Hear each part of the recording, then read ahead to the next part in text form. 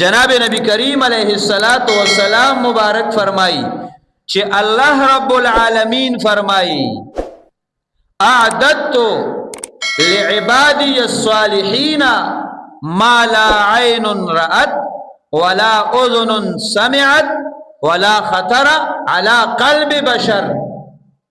اللہ رب العالمین فرمائی ما د خپل نیکانو بندگانو د پارا د صالحینو د پارا هغه څه تیار کړی دي چې سترګو لیدلی نه دي، غوږونو د هغې اورېدل نه دي کړي، او د انسان په زړه کې د هغې سوچ هم نه دی راغلی.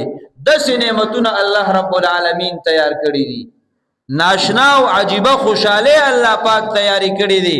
خو د چا دپاره؟ الله فرمایي لعبادی الصالحین، زما چې کم صالحین نیک عمل بندگان دي. او ابو هريره رضی الله عنه فرمای وی د دې بیان او تصدیق الله رب العالمین قران کریم کې کړی دی. فلا تعلم نفس ما اخفي لهم من قرة اعین. الله فرمای هیڅ یو نفس ته معلوم نه دی هغه څه چې داغه د پاره پټ تیار کړی شوی دی، داغه د سترګو یخواله دی. دا ته معلوم نه دی چې کوم د سترګو یخواله ولا الله پاک پټ تیار کړی دی. او بیا الله فرمای جزاء بما كانوا يعملون، دا د دوی د نیکو اعمالو بدله ده. نو داسې نعمتونه دي چې دا بنده سترګو لیدلی نه دي، غوږونه اورېدل نه دي کړي، د هغه په زړه کې د سوچ نه دی راغلی، او الله فرمای د سترګو یخوالی دي، داسې خوشحالی دي.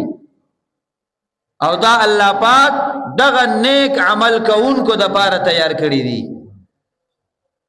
نو دومره خوشحالی الله پاک بندله تیاری کړی دي، په لږ لږ عمل دومره اجرونه او ثوابونه چې د هغې حد نشته. سعید ابن جبیر رحمه الله فرمای جنتیان جنت ته لاړ شي، فرمای تدخلوا عليهم الملائكة في مقدار كل يوم من أيام الدنيا 3 مرات. جنتیان جنت تلاړو، د الله رب العالمین فرشته دی به د هر یو جنتی ته 3 پیره حاضری کوي روزانه. د دنیا د ورځې په مقدار 3 پیره حاضری به کوي دغه فرشته دغه جنتی ته ورځي.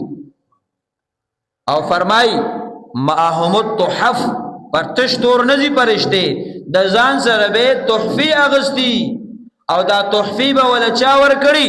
الله رب العالمین. او د کم زینا فرمای د جنت عدن، دا تحفه به ولا الله رب العالمین د جنت عدن ور کړی، او دی فرشتو ته بوای چې دا کم بندگان زما جنت ته تللی دي، دا تحفه اغي ته یو سه روزانه 3 پیره به ورته حاضری کوي. او جنت عدن مفسرین کرام فرمای دا هغه ځای دی چې تا ته به د الله رب العالمین یو خاص قرب حاصلی.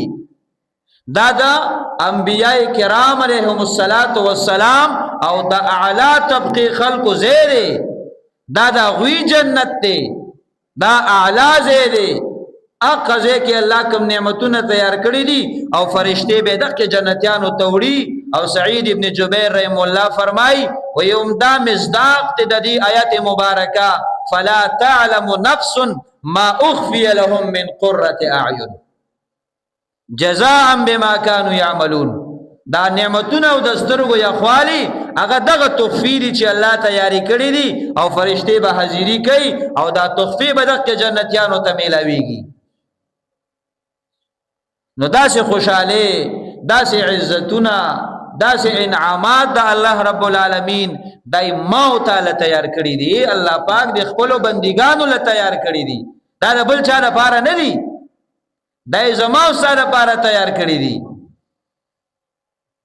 خو کمې دا د بندګانو وي، د عمل په میدان کې کمزوري پاتې شي. د الله رب العالمین چې څنګه بندگی پکار ده اقا شانت بندگی اونشي، دغه انعامات او د خوشالو کې کمی راشي یا د غین محرومتیا راشي